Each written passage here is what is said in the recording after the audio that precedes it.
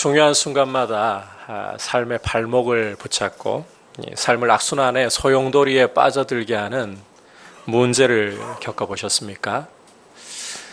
이런 종류의 문제가 우리 삶에 없다면 더할 나위 없이 좋겠지만 그건 어디까지나 희망사항일 뿐이고, 누구도 예외 없이 이런 문제들로 신음을 하고 고통을 겪는 것이 우리의 현실입니다.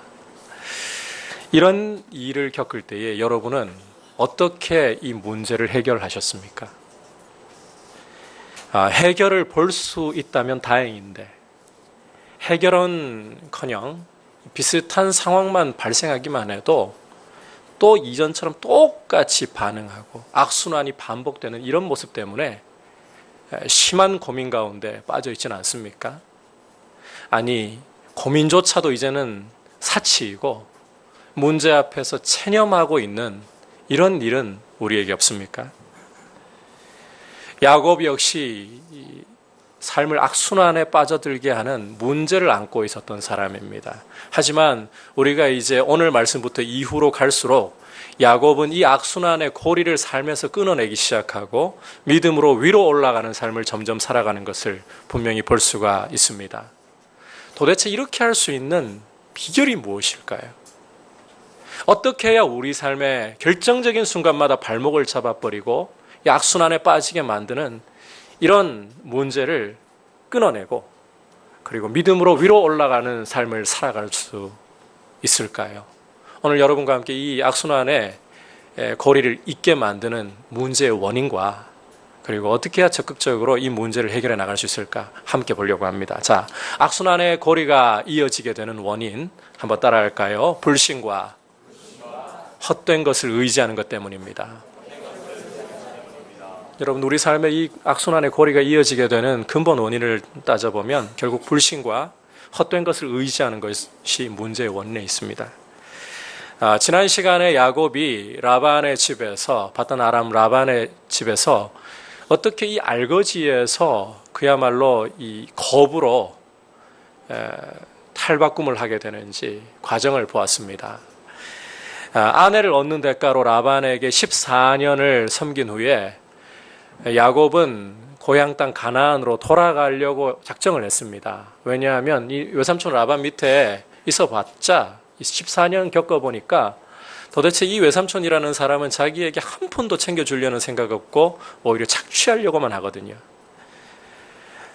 하지만 라반의 입장에서는 야곱이 온 이후부터 얼마 되지도 않던 자기의 재산이 자꾸 증식된단 말이에요. 이 황금알을 낳는 거위와 같은 이 야곱을 절대로 그냥 돌려보내고 싶지 않은 겁니다. 그래서 온갖 감언이설로 품삯까지도 파격적인 조건으로 나한테 대우해 주겠다 이러면서 야곱을 꼭 붙잡아 놓으려고 합니다. 사실은 자기 밑에 두고서 평생을 돈 한 푼 안 주고 부려먹으려는 그런 속셈인 거죠. 하지만 이런 라반의 속셈에도 불구하고 하나님은 베델에서 야곱에게 약속하신 대로 신실하게 야곱을 보호해 주시고 붙들어 주시는 거예요. 그래서 라반의 집에 머물고 있는 동안에 6년의 세월을 더 머물고 있는 동안에 하나님께서 이 야곱을 보호하시는데 라반의 계산은 완전히 다 무너져 버립니다. 라반이 야곱을 착취할수록 속일수록 이게 당해야 할 야곱은 자꾸만 부자가 되어가고 있고 자꾸 챙겨 먹으려고 하는데 이상하게도 챙겨 먹는 자기는 자꾸 재산이 기울어가고 있고 하나님이 이 예상을 뒤엎고 야곱에게 복을 주셨기 때문인 거죠. 자, 이런 예상을 뒤엎는 상황을 겪으면서 라반은 이제 시간이 흐를수록 점점 야곱에 대해서 이 심기가 굉장히 불편해질 수밖에 없습니다.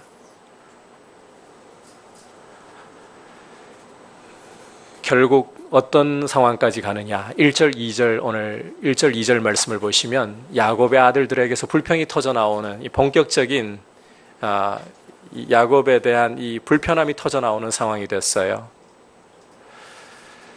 저 야곱이 우리 아버지의 재산을 자기가 다 먹어버리고 우리 아버지 재산 가지고서 자기 재산을 잘 불리고 있구만. 이 말을 듣고서 이 야곱이 굉장히 이제는 불편하잖아요. 라반은 어떻게 생각하고 있을까? 딱 눈치를 보니까 야곱 눈치도 한 눈치 하거든요. 라반의 얼굴이 이전과 같지 않아요. 야곱으로서는 이제 좌불안석의 상황에 처해 있게 된 겁니다. 바로 이러한 상황에서 이제 하나님이 야곱에게 말씀하시는 거예요. 우리 3절 함께 읽겠습니다. 시작. 여호와께서 야곱에게 이르시되 내 조상의 땅 내 족속에게로 돌아가라. 내가 너와 함께 있으리라 하신지라. 자, 하나님께서 야곱에게 나타나셔서는 가나안 땅으로 내 아버지의 집으로 돌아가라. 거기에다가 약속을 또 하나 뭘 주십니까? 내가 너와 함께 있으리라. 자, 이 말씀을 바꿔서 4절에서 보는 것처럼 야곱은 곧바로 사람을 보내어가지고 아마 들에 있을 때 하나님 말씀이 임한 것 같아요. 라헬과 레아 두 아내를 자기가 양떼를 돌보고 있는 들로 불러옵니다. 고향으로 돌아가기 위해 먼저 아내들을 설득하려고 하는 거예요. 이 아내들 아버지 집에서 단 한 번도 떠나본 적이 없는 사람들이잖아요.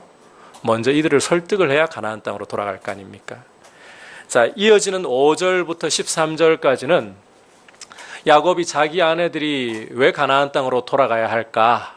이 부분을 설득하기 위해 당위성을 제시하고 있는 내용입니다. 간략하게 좀 요약을 하자면 이런 내용이에요. 요즘 들어 당신들 아버지가 내게 대해서 대단히 심기가 불편한 것 같은데 그건 내 잘못 아니다. 오히려 당신들의 아버지가 나를 10번이나 속이고 품삯을 빼앗아 가려고 했던 거 하나님이 나와 함께 하시면서 나를 보호하시고 당신들 아버지 재산을 빼앗아서 나한테 주신 것이다. 그 하나님이 이제는 나보고 고향 땅으로 아버지 집으로 돌아가라고 하신다. 자, 이 야곱의 설명을 듣자 라헬과 레아 역시 14절부터 16절까지를 보시면 조금도 미련 없이 약간의 주저함도 없어요. 야곱에게 동의하면서 가나안으로 가겠다고 작정을 합니다. 남편이 20년 동안 아버지에게 어떻게 당했는지를 봤으니까 충분히 그럴 수 있을 것 같아요. 아무튼 상황이 일사천리로 순조롭게 열리고 있습니다. 이제 이렇게 아내들의 동의를 얻은 야곱은 자신이 바단 아람에서 모은 모든 재산과 가솔들을 이끌고 가나안 땅으로 출발을 하려고 합니다. 그런데 바로 여기에서 지금 불안한 상황이 하나 발생합니다. 떠나는 모습이 대단히 심상치 않고 불안해요. 자, 우리 19절, 20절에서 이 떠나는 모습 확인해 볼까요? 시작. 그때에 라반이 양털을 깎으러 갔으므로 라헬은 그의 아버지의 드라빔을 도둑질하고 야곱은 그 거취를 아람 사람 라반에게 말하지 아니하고 가만히 떠났더라. 자, 야곱이 그 가족과 소유를 이끌고 어떻게 떠났다고요? 라반에게 그 거취를 말하지 않고 가만히 라반 모르게 도망을 쳐버린 겁니다. 자, 라반의 사람됨을 생각해 본다면 이 야곱의 처신은 충분히 이해되는 일이에요. 자, 라반에게 알리고 떠난다. 그러면 그동안에 야곱 내가 내 밑에서 참 20년 동안을 고생 많이 했구나. 내가 그동안 너무 미안했다. 그리고 가는데 조금이라도 노잣돈이라도 해라. 얹어줄까요? 환송을 해줄까요? 천만에요. 라반의 인격으로 볼 때 그런 건 꿈도 꿀 수 없습니다. 오히려 어떻게 하면 저 야곱에게서 한 푼이라도 더 빼앗아서 내 것으로 만들까?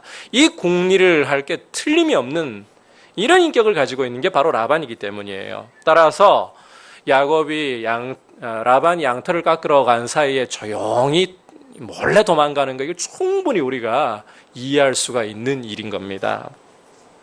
자, 그런데 우리가 여기에서 한번 좀 생각을 해봐야 될 게 지난 시간에도 봤지만 야곱에게는 라반이 모르는 삶의 변수가 하나 있죠. 라반의 20년간의 비열한 속임과 착취에도 불구하고 야곱을 보호하시고 야곱에게 복을 주셨던 복된 변수 누구이십니까? 하나님이 계시잖아요. 이 변수에 대해서 야곱이 자신의 입으로 두 아내들에게도 분명하게 출발하기 전에 설명을 했고, 게다가 자, 우리가 3절에서 봤습니다마는 야곱이 하나님께로부터 고향 땅으로 돌아가는 말씀을 받을 때 돌아가라는 말씀만 받았나요? 약속 하나 받았죠. 어떤 약속? 내가 너와 함께 있으리라. 함께 해주시겠다는 보호의 약속을 분명히 받았습니다. 그렇다면 고향으로 돌아가는 문제에서 하나님이 도와주시고 보호해 주실 거 틀림없는 사실 아닙니까? 그렇죠? 그런데 야곱이 지금 하는 행동을 보면 어떻게? 라반 몰래 조용히 도망을 가버리고 있어요. 이 말이 무엇을 의미하는 걸까요? 하나님의 말씀을 받았지만 야곱이 하나님의 말씀을 철저히 신뢰하지 않았다는 것입니다. 장꾀를 부리고 있는 거예요. 어떻게 하면 내 안전을 내가 확보할까? 게다가 부창부수라고 이 라헬도 야곱의 이런 행동에 한몫 거들고 있습니다. 자, 성경 기자가 특별히 이 부분을 주목을 하고 있는데 라헬이 도망갈 때 어떻게 했다고 합니까? 자기 아버지의 드라빔을 훔쳤다라고 말씀하고 있어요. 이 드라빔이라는 것은 사람 모양의 이 한 손에도 쥘 수 있을 정도로 작게 만든 신상입니다. 이것은 근동 지역에서 집안의 수호신으로 숭배되던 것인데 이걸 가지고 있으면 드라빔을 가지고 있으면 집에 번영과 평안을 준다라고 믿고 있었어요. 자, 따라서 라헬이 이 드라빔을 도망가면서 훔쳐갔다. 혹시 자기 아버지가 우상 숭배하지 말라고 이러는 걸까요? 절대 그런 거 아닌 줄 아시겠죠? 가지고 갔잖아요. 그 말은 결정적인 순간에는 라헬도 하나님이 아니라 누구를? 이 드라빔을 더 신뢰하고 있다는 거예요. 여러분, 이 야곱과 라헬, 이 부부의 모습이 대단히 불안합니다. 남편은 하나님의 말씀을 듣기는 듣는데 말씀을 철저히 신뢰하지를 못하고 있고 따라서 두려움 속에서 잔꾀를 부리고 있는 모습이 여실히 드러나고 있어요. 게다가 아내는 하나님을 믿는 것으로는 도저히 불안해서 안 되겠는지 드라빔이라는 이 우상을 가지고 가야 내 삶에 복이 올 거다. 자, 아니나 다를까 이런 불안한 행동들이 어떤 결과를 이야기하는가 이제 우리가 확인해 봐야 됩니다. 우리 22절, 23절 말씀 함께 보도록 하겠습니다. 시작. 3일 만에 야곱이 도망한 것이 라반에게 들린지라 라반이 그의 형제를 거느리고 7일 길을 쫓아가 길르앗산에서 그에게 이르렀더니 자, 어떤 일이 벌어졌습니까? 결국 라반이 자기 형제들을 불러 모아가지고 야곱을 추격을 하고 있어요. 그것도 얼마나 격렬하게 추격을 하는가 하면 7일 동안을 야곱 뒤쫓아가지고 따라잡을 정도로 굉장히 격렬하게 추격한 거예요. 자, 이런 추격의 이유를 29절에서 라반이 어떻게 설명을 합니까? 29절 보시면 너를 해야 할 만한 능력이 내 손에 있었으나 자, 왜 추격했다고요? 죽이려고 추격했다는 거예요. 야곱을 죽이려고. 사실 이게 라반이라는 사람이고 라반의 인격이죠. 이래야 라반다운 거죠. 그런데 여러분, 우리가 이 라반답다는 말로 이 상황을 덮어버리면 안 됩니다. 물론 라반의 인격 문제가 큰 거 사실이지만 이 상황을, 이 위기 상황을 초래한 것은 야곱은 아직까지 모르고 있어요. 그죠? 하지만 이 대단한 위기 상황을 초래한 것은 근본적으로 라반이 아니라 야곱과 라헬의 행동이었습니다. 여러분, 야곱과 라헬의 행동 우리가 봤잖아요. 어떻게 했습니까? 하나님의 말씀을 신뢰해야 하는데 하나님만을 유일하신 하나님으로 섬겨야 하는데 이 부부는 하나님 말씀 온전히 신뢰하지 못해요. 우상에게, 헛된 우상에게 기대려고 하고 있어요. 바로 이 불신의 문제, 헛된 것에게 기대려고 하는 이 문제가 지금 라반이 추격해서 야곱을 죽이려고 하는, 그리고 재산을 다 빼앗아 버리려고 하는 이런 큰 위기를 초래하고 있다는 겁니다. 여러분, 이 부분에 대해서 아직까지 제 설명이 납득이 덜 되고 확신이 덜 든다면 창세기 35장에 가보면 이 사실을 명확하게 이해할 수 있어요. 창세기 34장에서 야곱이 또 위기에 처하는 것을 볼 수 있습니다. 참 굴곡진 인생이죠. 좀 가나안 땅에 평안하게 잘 돌아와가지고 이제 제대로 좀 살아보고자 하는 것 같은데 세겜 땅에서 야곱의 딸 디나가 성폭행을 당하거든요. 이것에 대해서 야곱의 아들들이 분노하고 복수를 하는데요. 판례를 이용해 가지고 야곱의 둘째와 셋째인 레위와 시므온이 어떻게 합니까? 세겜 성읍의 남자들을 모조리 다 죽여버리죠. 그리고 세겜 성을 약탈하고. 그러자 주변에 있던 민족들이 부글부글 끓어올랐어요. 야곱 집안을 쓸어버려야 된다. 저거 놔둬서 안 된다. 이때에 이런 큰 위기 상황에서 하나님이 야곱에게 두려움에 벌벌 떨고 있는 야곱에게 니들이 왜 이 짓을 했느냐? 나한테 왜 이런 짓을 해가지고 주변 민족들에게 내가 골칫거리가 되겠냐?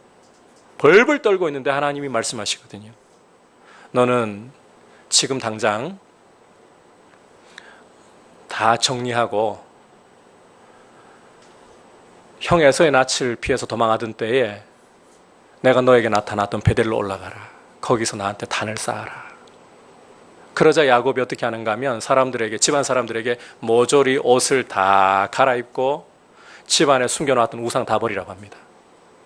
그리고는 우상을 어느 정도로까지 정리하는가 하면 아예 상수리 나무 아래다 땅을 파가지고 다 묻어버려요. 아예 흔적도 없이 우상을 다 지우는 거예요. 그리고 베델로 올라가는데 여러분 35장에 보시면 놀라운 일이 벌어집니다. 하나님이 사방 부족들에게 두려움을 주셔가지고 아무도 추격을 못합니다. 우리가 보고 있는 이 라반이 야곱을 죽이려고 추격하는 이 상황, 이것은요 라반의 인격 문제, 물론 인격 문제 있지만 그게 근본 원인 아니에요. 이것은 야곱의 라헬의 불신과 우상에 대한 이 의지함이 가져온 위기 상황이라는 거예요. 자, 그런데 여러분 이 상황이 지금 이 상황이 어디에선가 많이 봤다 싶은 생각 들지 않습니까? 과거 20년 전에 야곱이 형 에서의 낯을 피해서 바단 아람으로 도망하던 때 그때와 굉장히 닮아 있지 않나요? 그때도 야곱의 모습을 보면 하나님이 큰 자가 어린 자를 섬기리라고 약속의 말씀 주셨어요. 그런데 그 말씀 신뢰 못하고 아버지가 형을 축복하려고 하는 그런 다급한 상황 되니까 어떻게 했습니까? 속임수를 써가지고 장꾀를 부려가지고 형의 장자의 축복 가로채버리고 말았잖아요. 그 결과가 어떻게 나왔나요? 형한테 미움을 받아가지고 죽임을 당할, 그래서 바단 아람으로 도망갔던 겁니다. 지금 그 모습이 재현되고 있어요. 모양은 좀 달랐지만 똑같은 지금 악순환의 이 삶이 되풀이되고 있다는 거예요. 잔꾀를 부리고 하나님을 신뢰하지 못하던 이 악순환의 모습. 이제는 라헬까지 결혼했으니까 얹어가지고.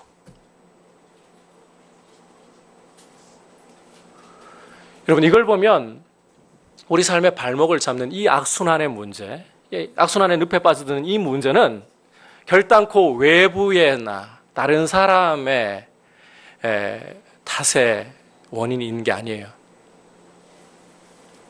삶의 악순환은 본질적으로 우리가 하나님의 말씀을 신뢰하지 못하고 우리가 잔꾀를 부리고 있기 때문에, 우리가 하나님의 말씀에 순종하기보다 우리의 고집을 붙들고 삶을 밀어붙이고 있기 때문에 오는 것입니다. 여러분 이스라엘의 역사 역시 이것을 증명하고 있어요. 사사시대를 우리가 말씀을 통해 읽어보면 특히 이 악순환 보면 좀 태평을 누리는가 싶다가도 다른 이방 민족에게 압제를 당하고 계속해서 이 삶이 악순환이 반복되는 모습이죠. 여러분 이 반복되는 악순환의 모습이 어디에 원인이 있다라고 사사기 기자가 말해주고 있을까요? 간단합니다. 이스라엘이 하나님을 버리고 우상에게 기대었기 때문이라고 말씀하고 있습니다.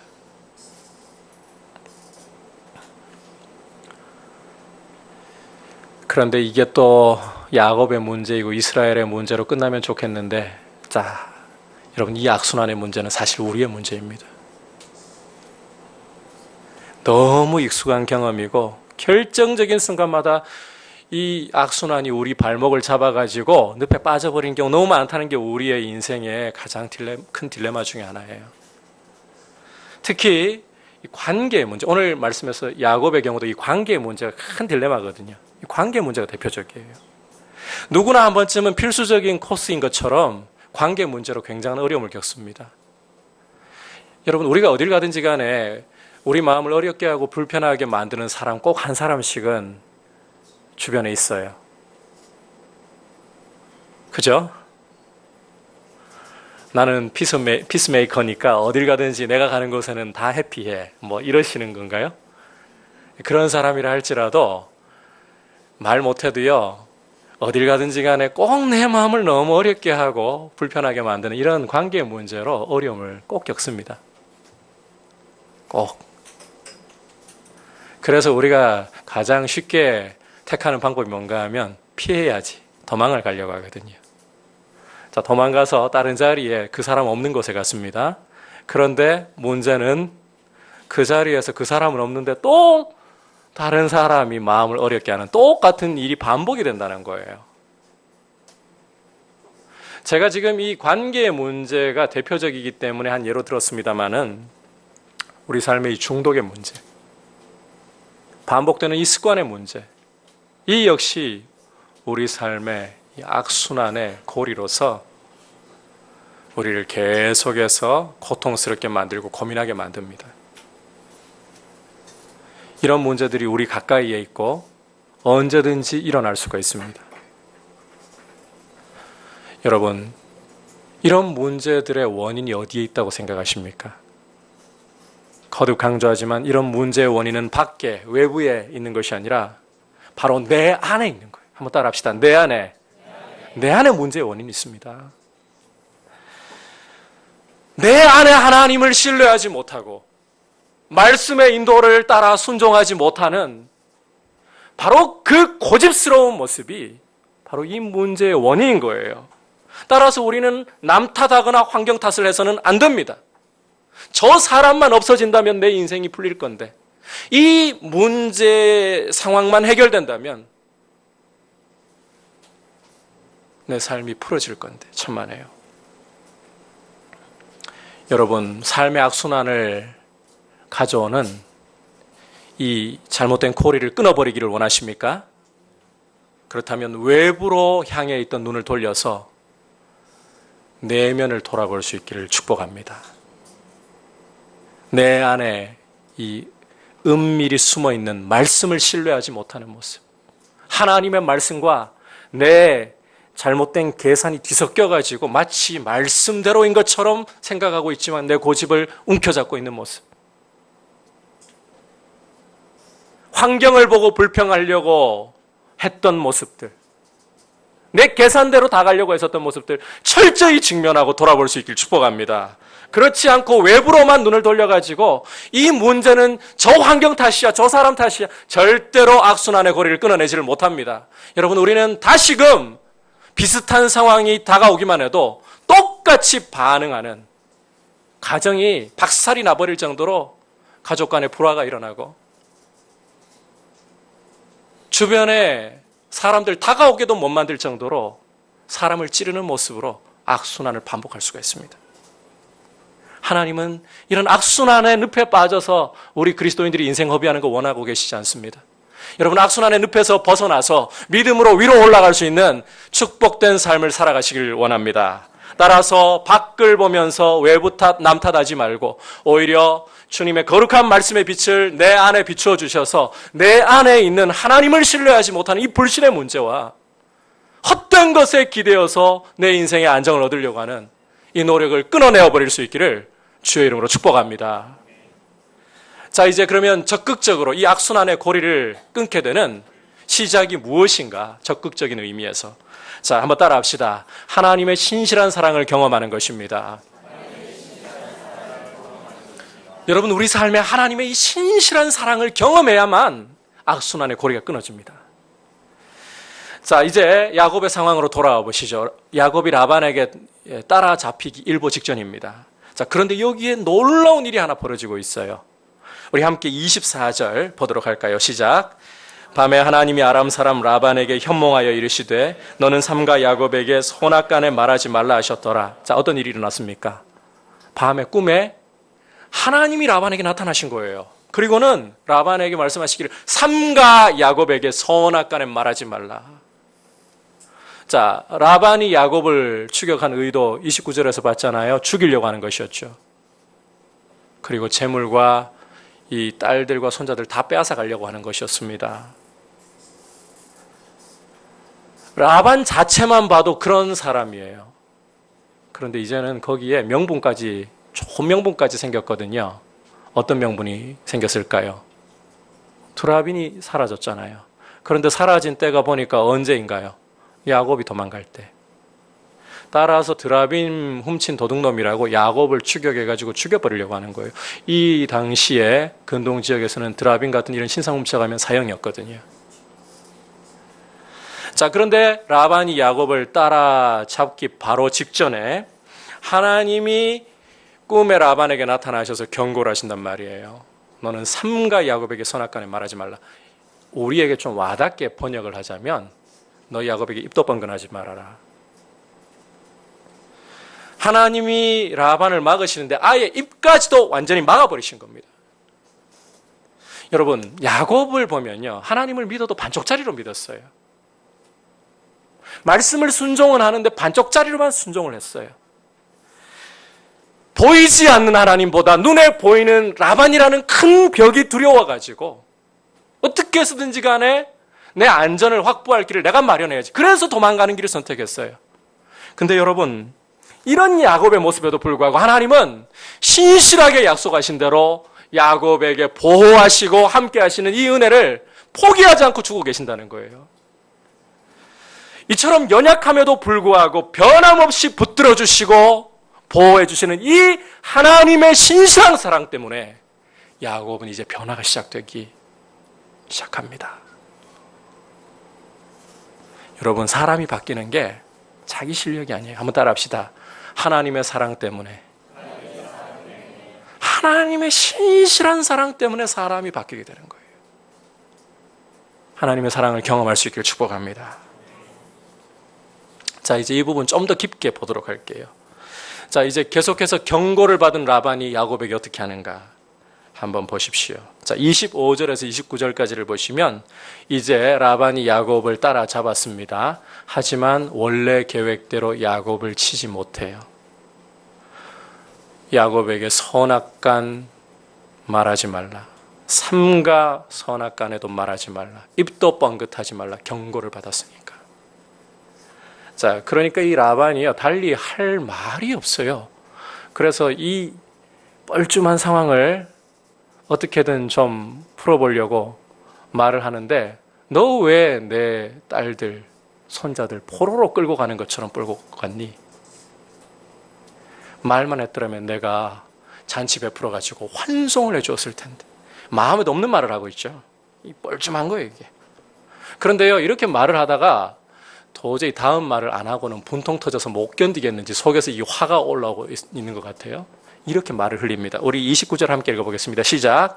너를 해할 만한 능력이 내 손에 있었으나 너희 아버지 하나님이 어젯밤에 내게 말씀하시기를 너는 삼가 야곱에게 선악간에 말하지 말라 하셨느니라. 자, 지금 자기가 말하고 싶어도 못 풀어놓는 이유가 뭐라는 겁니까? 하나님이 나한테 입도 뻥긋하지 말라고 하셨기 때문 아니냐. 이거라도 말해야 직성이 풀리겠다는 거예요. 자, 그런데 여러분, 우리가 중요하게 봐야 할 것은 이 말을 들을 때의 야곱의 심정이 어떠했을까 하는 겁니다. 야곱의 심정이. 여러분, 이 부분을 우리가 거룩한 상상력을 가지고 헤아려 봐야 돼요. 이어지는 말씀에서도 증거가 나옵니다. 자, 이 말을 듣고 있을 때에 야곱 마음은 20년 동안 보이지 않아도 삶으로 겪었던 하나님 알고 있잖아요. 그런데 새삼새롭게 하나님이 보이지 않았을까요? 하나님은 그냥 말씀만 하시는 분이 아니라 정말 약속대로 신실하게 내 삶에 함께 하시고 보호하시는 분이구나. 돌아보는데 재산과 가솔들 새롭게 보이지 않았을까요? 내가 보호해야 된다고 생각했는데 하나님 다 주신 거였고 하나님이 보호하고 계시는구나.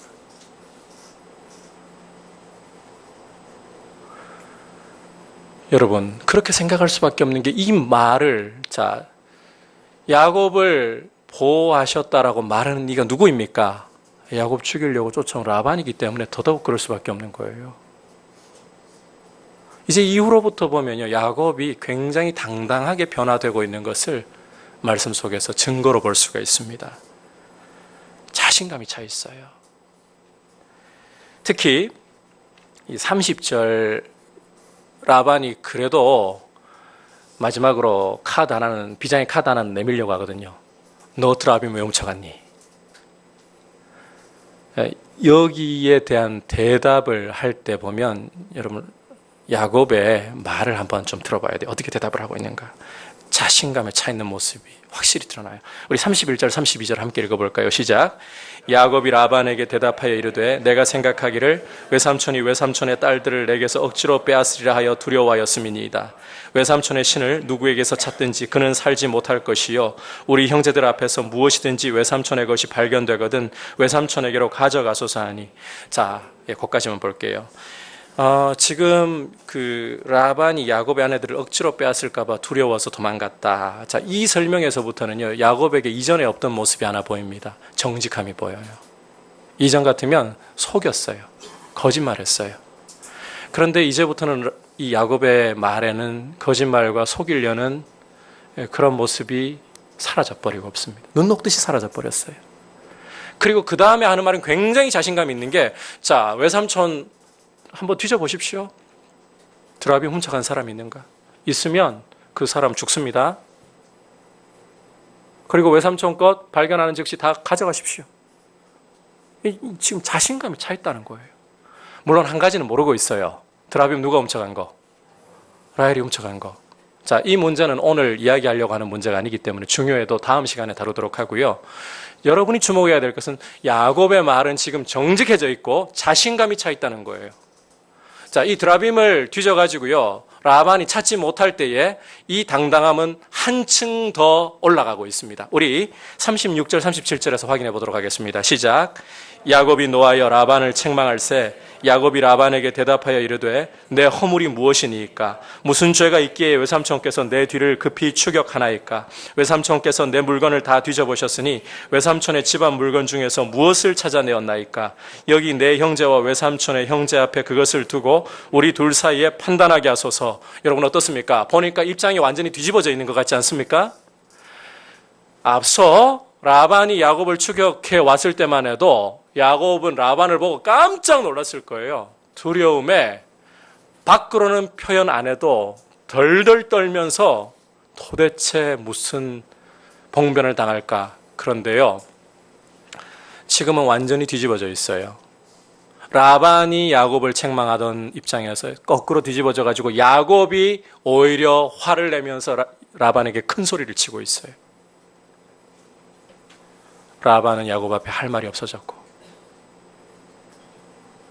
이 모습을 좀 어떻게 비유를 들어보자면 마치 동네 형에게 계속 괴롭힘 당하던 애가, 자, 아버지가 뒤에 딱 와 있고 그 형한테 오히려 이제 어깨에 힘 딱 주고 큰 소리 치는 이런 상황과 비슷하죠. 근데 하나님이 지금 야곱에게 그런 은혜를 베풀고 계신 거예요. 여러분, 라반이 야곱을 추격하는 가운데에 하나님이 라반의 입을 막아서 입도 뻥긋하지 못하게 야곱을 보호하셨습니다.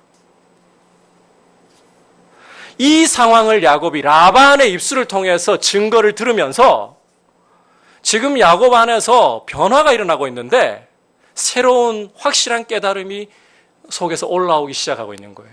내 인생 문제를 정말 해결하고 내 삶의 문제를 풀어내실 수 있는 분은 내 지혜도 내 실력도 아닌 누구이시다? 하나님이시다. 하나님이시다. 바로 이 하나님의 사랑 때문에 오는 이 깨달음으로 인생을 악순환에 빠뜨리던 이 문제의 고리를 끊어내기 시작하는 거예요. 이 힘을 얻기 시작하는 거예요. 따라서 여러분, 이 다음에 이제 야곱이 가장 인생의 해결해야 될 큰 문제이자 근본 문제를 앞에 두고 있잖아요. 누구입니까? 에서라는 문제이죠. 이 문제를 만날 때 야곱이 하는 행동을 보면 달라져 있는 거 확실히 느껴요. 물론 에서가 400명 거느리고 쫓아온다고 할 때에 두려워합니다. 그런데 이전과 이 두려움이 좀 달라져 있어요. 이 두려움이 어디로 나아가느냐? 기도로 나갑니다.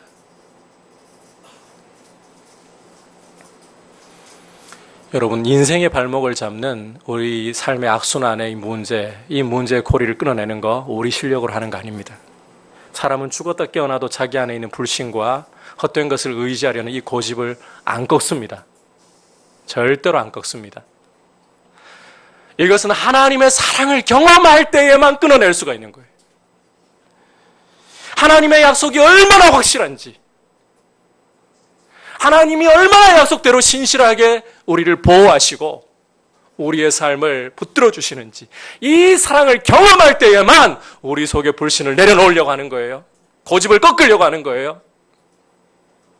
특히 성경에서 미리 약속하신 대로 나 같은 죄인을 위해서 하나님이 독생자를 아끼지 않고 십자가에 내어놓으신 이 조건 없는 사랑, 이 사랑을 알아갈 때에 그때서야 비로소 우리는 우리가 붙잡고 우리 삶을 보호하려고 하고 우리 삶을 세우려고 하던 헛된 의지들, 우상들을 내려놓게 되는 겁니다. 여러분, 이 사랑을 경험할 수 있기를 주의 이름으로 축복합니다. 한번 따라합시다. 하나님이 나를 사랑하십니다. 여러분, 이 말이 어떻게 들리십니까? 하나님 여러분 사랑하십니다. 하나님 여러분 사랑하십니다. 하나님 여러분 사랑하십니다. 마귀가 이 사실을 흔들어 놓게 하지 마십시오. 여러분의 삶에 여러분이 예상하지 못했던 문제들이 여러분 앞을 가로막는다고,